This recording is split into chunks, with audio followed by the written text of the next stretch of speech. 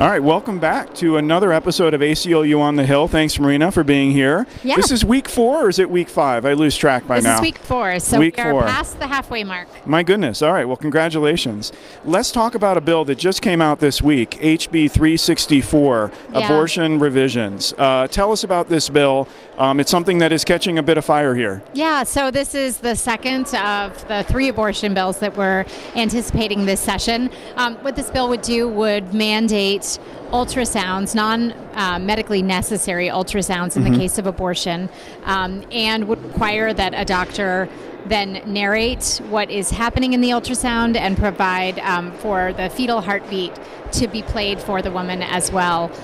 Utah law, of course, already provides for a doctor to offer up to a patient that they have access to an ultrasound if they would like one, but this now creates a mandate for a medically unnecessary ultrasound. Gotcha. For any woman seeking an abortion in Utah, this would then be required if this bill passed. And I remember reading in the bill that if a doctor violates this bill, it'd be a $100,000 fine to start off with. That's correct. There's also a provision in the bill which requires that a woman pay for this ultrasound service as well, whether or not she actually wants it.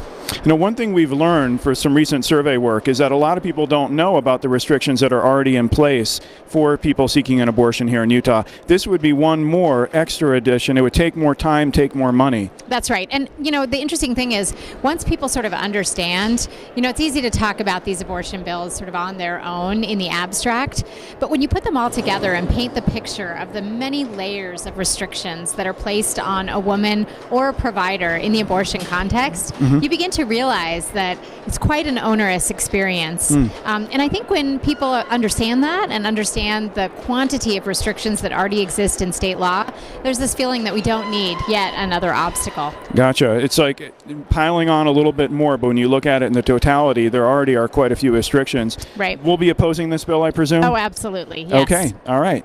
Let's move on to another bill. This one's a little bit more positive. Yeah. This is HB 262 from Representative Craig Hall, Juvenile Delinquency Amendments. This is a bill that actually reduces the chance that children could be caught up in the criminal justice system. Is that right? Yeah, that's right. So what the bill does is it basically creates a floor at which children can be prosecuted in the criminal justice system. A lot of other states already have this. Number fluctuates a bit from state to state. The number that was arrived at here in Utah is the number 11. Originally, 11 years old or younger, is that right? 11 years old and higher. Or higher. Exactly, Okay. yes. And originally the number had been 12, but there were some negotiations and it was bumped down to 11.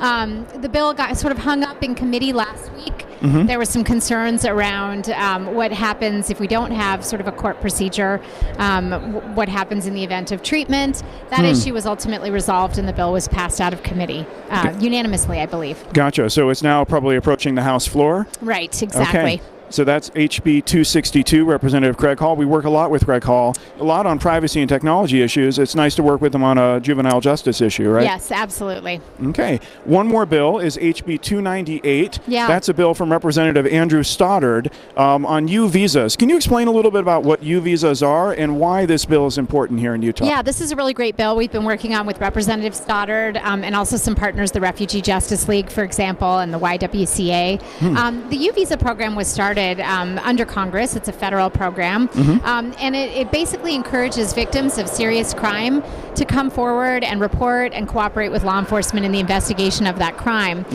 And it's sort of a recognition by the federal government that undocumented victims of crime oftentimes feel very fearful about coming forward and reporting crime. And so by providing an opportunity for them to have access to a U visa to allow them to stay in the country lawfully while a case is being investigated and proceeding through the criminal justice system, sort of encourages those victims to come forward and work with law enforcement. To serve as witnesses, key witnesses sometimes in trials. That's right. What this bill would do specifically here on the state level would be to sort of set standards for when law enforcement sign off on this sort of certification of helpfulness, which is the first step in the U visa process. If you don't have that certification, you really can't move forward with the U visa process at all. So it's a federal program, a federal immigration visa program, but really activated by local law enforcement and prosecutors. That's correct. So this is a bill that sort of gets everyone up to speed across the state on the U visa program so that it's being applied effectively and equally. Is that and right? Uniformly, that's correct. Okay. Yep. All right. This bill passed out of committee unanimously yesterday, so off to a great start. Okay, that's HB 298 heading to the House floor, something we'll be following as it works its way through the session. Yep. Again, halfway through, timing becomes a little bit more important as we get closer to the end. Time is of the essence, yes. Gotcha. Let's recap two bills we talked about last week on the program. Sure. One was SB, I believe, is 102, the Bigamy Amendments, Senator Deirdre Henderson. Yeah. And then also HB 69, sick leave amendments. Those bills were heading right towards committee as we were going on film. What happened to those bills? They had different outcomes, if I remember correctly. Yeah, so the bigamy bill, I believe, was actually on the Senate floor, and that did indeed pass. So it is now moved over to the House. Bit of controversy you may have heard in the House Dems caucus when one of the opponents of the bill placed sort of an inflammatory sign in front of a member of the House Democratic caucus. So I don't think that really helped the opposition's position, and I think really revealed some problems around race and bias here in Utah that definitely need to be addressed moving forward. But in the meantime, back to the bigamy bill, it seems to be on a positive course. Gotcha. Moving very quickly through the legislature. Now passing the Senate, now back to the House to see what happens there. The second bill was one we've been working on, HB 69, sick leave amendments, Representative Patrice Arendt. That bill faced a committee hearing. It was a pretty tough committee hearing. It was indeed. Yes, this went to Business and Labor, and there was a robust discussion, lots of testimony from various stakeholders on all sides of the issue, and unfortunately, although a somewhat close vote, 6-8, the bill did end up dying and will not be advancing this session. And that bill would have just provided people to use their accumulated sick leave to care for family members and immediate relatives who were sick, not just for themselves. A very modest proposal to sort of address the real need to find some work-life balance for Utahns, something that we hear regularly from working Utahns that they need and they want, and nonetheless was not successful in advancing. Well, just in the bills we've talked about today, you can really see the scope of what we work on here at the Hill, from reproductive rights to criminal justice to gender equality and workplace participation. You cover a lot of ground, Marina. Well, yes, we have a lot of issues, and that can sometimes be a good thing and sometimes be a hard thing.